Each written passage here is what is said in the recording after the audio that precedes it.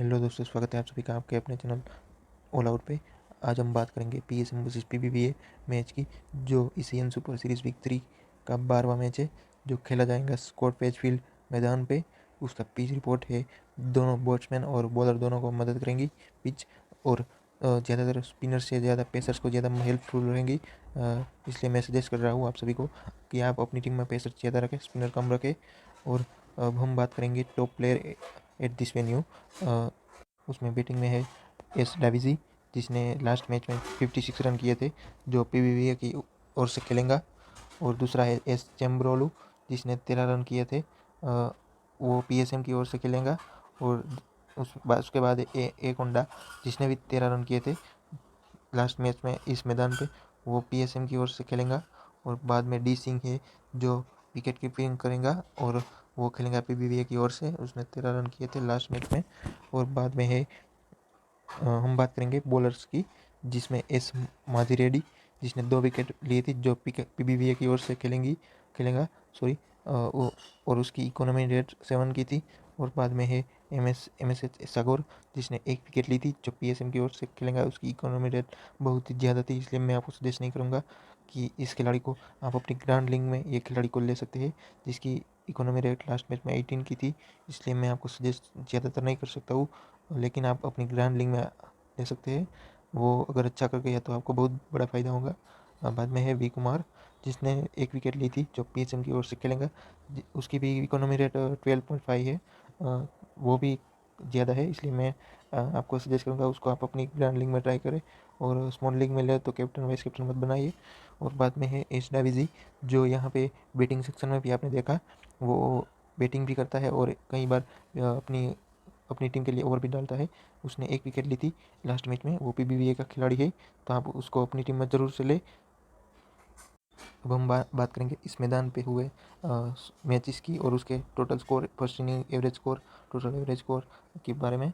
तो इस मैदान का एवरेज टोटल स्कोर है 91, और फर्स्ट इनिंग का एवरेज स्कोर है 96। जो टीम बैटिंग फर्स्ट करती है वो 100% विन होती है। ये परसेंटेज पुराने मैच के हिसाब से होते हैं, तो कोई कंफ्यूज मत होना। यहाँ पे अब हम बात करेंगे दोनों टीम का जो लास्ट मैच हुआ उसके बारे में। ये दोनों टीम ने अपना लास्ट मैच लॉस किया है। दोनों ने अपना लास्ट मैच पीसीआर के सामने ही लॉस्ट किया है। अब हम देखेंगे कि कौन सी टीम ने क्या किया है, कितने स्कोर लास्ट मैच में थे। तो पीएसएम ने 83 रन किए थे, और उसकी ऑल आउट हो गई थी। सामने पीसीआर ने 101 पे 3 विकेट थी, और उसमें पीएसएम 18 रन से हार गई थी। पीवीडी, बाद में हम बात करेंगे पीवीडी की, जो उसका जो लास्ट मैच था उसमें पीवीडी भी पीसीआर के सामने खेली थी, उसमें वो सिर्फ 2 रन से हारी थी। तो मैं आपको बताऊंगा कि ये ज़्यादा अंतर नहीं है, कम अंतर है, 2 रन का फासला। और उसमें उसने विकेटें भी ज़्यादा नहीं गंवाई थी, जहाँ पे पीएसएम ने अपनी विकेट ज़्यादा गंवाई दी थी। इसलिए मैं आपको सजेस्ट कर सकता हूँ कि पीवीडी की जीतने के चांसेस ज़्यादा है। तो मैं आप अपनी टीम में पीवीडी के ज़्यादा खिलाड़ी रखें और उस पर ज़्यादा अपनी टॉस के बाद टीम चेंज करें। अगर पीवीडी की बैटिंग बाद में आती है तो पीवीडी के बॉलर्स ज़्यादा ले। पीवीडी मीन्स अगर आप आपके अगर आप पीवीडी मीन्स पीवीवीए, सॉरी, यहाँ पे मेरी गलती है, सॉरी, माफ़ कीजिए। अब हम देखेंगे top player picks for this match. उसमें सबसे पहले विकेट कीपर सेक्शन में डी सिंह, जिसका नाम मैंने आगे भी बताया था आपको, वह यहाँ पे बहुत बढ़िया खिलाड़ी है। बैटिंग सेक्शन में आपको मैं बताया था, तो उसको लेना मत भूलिए। अब हम बात करेंगे विकेट कीपर सेक्शन में। उसमें उसने लास्ट मैच में 13 रन किए थे और 1 विकेट निकाली थी, तो वो विकेट कीपर भी रहेगा। कई बार बॉलिंग भी करता है और बैटिंग भी कर लेता है। तो मैं सजेस्ट करूँगा आप सभी को कि इस खिलाड़ी को आप अपनी ग्रैंड लीग में कैप्टन वाइस कैप्टन भी बनाइए। बाद में है पी गंगापा, जिसने लास्ट मैच में 29 रन बनाए थे। उसमें उसमें बहुत ही अच्छी बैटिंग की थी। बाद में हम बैटिंग डिपार्टमेंट में देखेंगे एस डाविजी, जिसने 56 रन लास्ट मैच में बनाए थे और उसके साथ ही 1 विकेट भी निकाली थी। तो मैं सजेस्ट करूँगा एस डाविजी को अपनी टीम में लेना मत भूलिए। बाद में हम देखेंगे एमएसएच सागोर, जिसने 18 रन बनाए थे एक मैच में, और रिसेंटली कल ही उसका मैच हुआ 27 डेट को, तो उसमें उसने 1 रन बनाकर 1 विकेट ली थी। तो मैं ज़्यादातर सजेस्ट नहीं कर सकता, लेकिन आप अपनी टीम में रख सकते हैं, क्योंकि ये कई बार बॉलिंग भी कर सकता है। तो अगर वो 1-2 विकेटें निकाली तो आपके लिए बहुत ही अच्छा हो जाएगा। तो बाद में हम बात करेंगे ऑलराउंडर सेक्शंस में। तो ऑलराउंडर सेक्शंस में है एच गौरी, जिसने 3 रन बना के 1 विकेट ली थी, और दूसरा है वीएम कुमार, जिसका बात मैंने आगे भी किया। उसने 3 विकेट निकाली थी एक मैच में, और दूसरे मैच में जो रिसेंटली हुआ उसमें 10 रन बनाकर 1 विकेट भी ली। तो मैं आपको सजेस्ट करूँगा इसको आप अपनी स्मॉल लीग में कैप्टन वाइस कैप्टन बनाना मत भूलिए। बाद में है ए आर्या, जिसने 20 रन बनाकर 4 विकेट ली थी। बाद में है, हम देखेंगे बॉलिंग सेक्शन में। यहाँ पे मेरी गलती है, यहाँ पे मैंने विकेट की डब्ल्यू के लिखा है, तो माफ़ कीजिए। यहाँ पे मैं लिख देता हूँ, बॉलिंग लिख देता हूँ।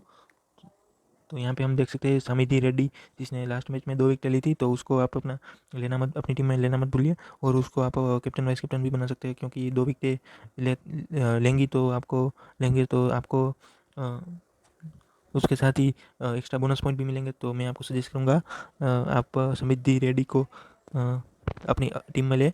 अब हम बात करेंगे ड्रीम 11 टीम की, जो मैंने आपके लिए बनाई है। यहाँ पे मैंने आपके लिए 4 डेमो टीम बनाई है।